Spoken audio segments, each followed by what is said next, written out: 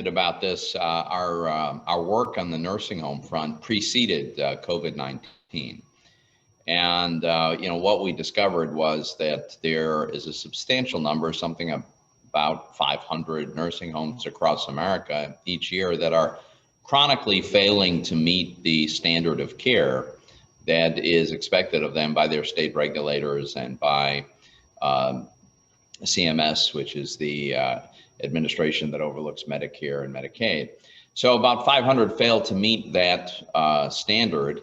Of the 500, 88 go into a special program that's meant to try to elevate the quality of their care. But here's the thing.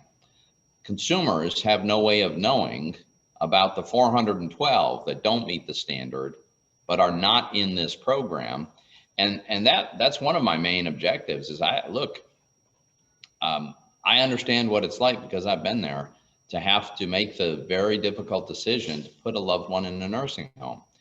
And when a family is going through that, they have every right to know, is this nursing home up to par? Does it meet the standards of care that you expect, that you want for your loved one?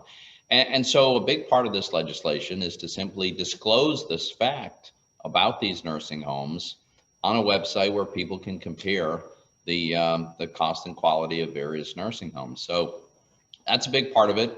Another part of it is to help to facilitate their improvement, the upgrade of their service levels. And yeah, I mean, I think COVID has just underscored the importance of this. I mean, in Pennsylvania, this is to a very significant degree been a nursing home disease. I mean, let's be clear. 2/3 of all Pennsylvanians who've died of COVID-19 have died inside a nursing home. And that's extremely instructive at several levels. One, it tells us who's vulnerable here, and by implication, who's much less vulnerable. That's important to know. But it's also the case that there are some nursing homes that have had no fatalities at all, and others that have been terribly devastated. So there's a lot of work to be done here, and this legislation is meant to play a part. Can you talk about funding for this legislation, and then ultimately how you ended up working with Senator Casey on this? Because I think bipartisanship is really important right now as we all kind of work together to get through this. Well, as I said, Senator Casey and I have been working for years on how we can improve the quality of care at those nursing homes. And I should be clear, this is a small minority of nursing homes. The vast majority of nursing homes actually meet the standards every day. But there is a subset that's not insignificant that has failed to do so. And Senator Casey and I have been concerned about this for years. We've had a series of bills that have been meant to address this in one way or another. So this is the latest of that effort. When you look at what's happening across the state with COVID-19, are you concerned as our senator? Am I concerned? Sure. Certainly I'm concerned. I strongly encourage people to wear masks. I was the first member of Congress to call for mask wearing in public. I did a video back in March because it was clear to me then, as it is clear now, that a mask is not a guarantee, but it reduces the risk of transmission, and it provides protection for both the person wearing the mask to some degree, but also to the people that person comes in contact with. So, mask wearing, keeping a distance, hand washing. I do not believe we have to shut down our economy. I think that's way too devastating to put people out of work, to go through to go back to that period when businesses and livelihoods were being destroyed, and then all kinds of other adverse health outcomes were attending with that. So I don't think that's the right direction at all. But I do think people should individually be careful, keep their distance, use the mask, wash their hands, following these protocols.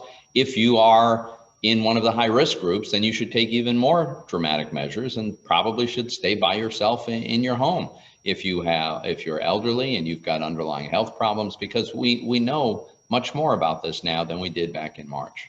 Right, and all the nursing, all of it, we're all tied together in some way. I don't know if you got a chance to see the updated guidance from Pennsylvania Secretary of Health yesterday, just just requiring individuals, if they leave the state, to get tested before they come back, or if they're coming into Pennsylvania. If it's not in a sense of commuting, like I go to work in Wilmington, Delaware, for example, I think is what they used. But if they're visiting family over the holidays, to get tested before they come back, and then asking the hospitals to really make sure that they're ready to go. I mean, did you get a chance to look at these guidelines, and what were your thoughts? I have not had a chance to review them yet. Okay.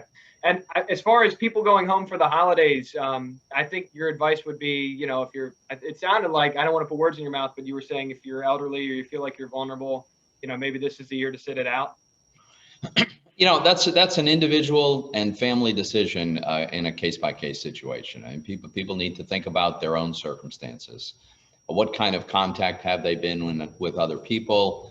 Would they be inviting people into their home, even extended family members who have been in contact with lots of other people? That's a consideration. Your own age and health, that's a consideration. Do you have the physical space to keep people reasonably well separated? All of these things are factors. I don't think there's one rule that the government can impose on everybody. I think people need to just make a thoughtful decision about what's right for themselves and their families. How much is Congress going to work to protect the vulnerable and the elderly moving forward here to make sure that we don't get into a situation like we did this year? Well, it's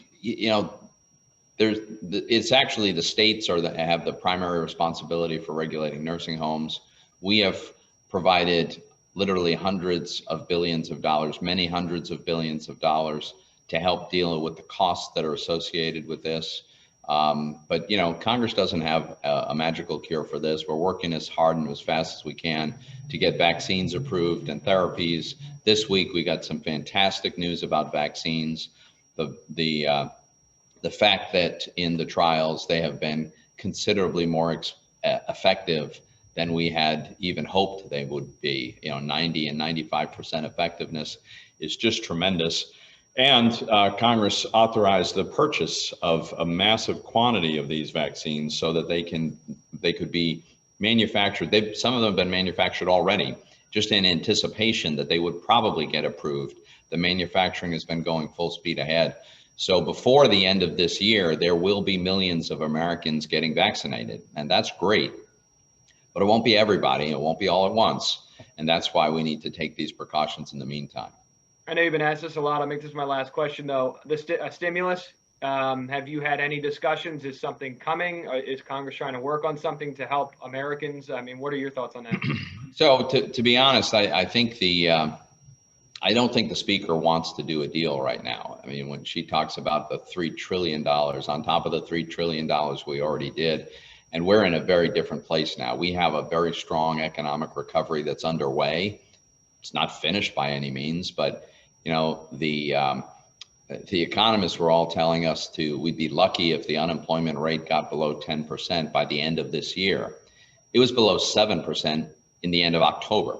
So the economy is clearly moving in the right direction very, very rapidly. I want to enable that to continue. I actually think a multi-trillion-dollar bill would do more harm than good.